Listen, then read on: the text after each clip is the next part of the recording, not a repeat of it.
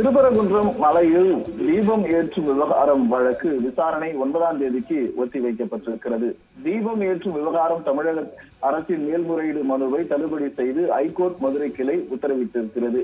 குறிப்பாக உச்சி பிள்ளையார் கோவில் பகுதியில் தீபம் ஏற்றப்படும் நிலையில் இது தொடர்பாக வழக்கு விசாரித்த ஹைகோர்ட் மதுரை கிளை நீதிபதி ஜி.ஆர். சுவாமிநாதன் மாலை உச்சி பிள்ளையார் தீபம் ஆனது ஏற்றப்படும் என கார்த்திகை தீபம் வந்து உச்சி பிள்ளையார் கோவிலில் தீபமானது ஏற்றப்படும் என தெரிவிக்கப்பட்டிருந்தது. இந்த ஆண்டு ஏற்றப்பட வேண்டும் என அந்த உத்தரவு நேற்று முன்தினம் நிறைவேற்றப்படவில்லை. உச்சி பிள்ளையார் கோவில் அருகே தீபம் ஏற்றப்பட்டது.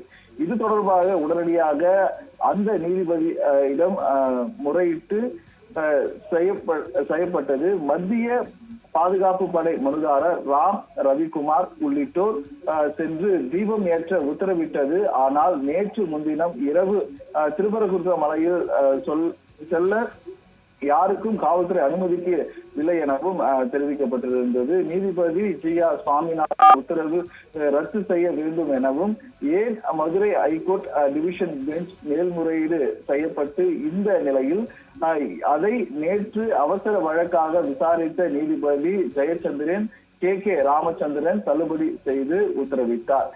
இதைத் தொடர்ந்து அதாவது நேற்றைய தினம் திருப்பரங்குன்றம் மலையில் தீபம் ஏற்ற விவகாரம் தொடர்பாக வழக்கு விசாரணை 9ஆம் தேதிக்கு ஒத்திவைப்பதாகவும் தெரிவிக்கப்பட்டிருக்கிறது என்பது குறிப்பிடத்தக்கது.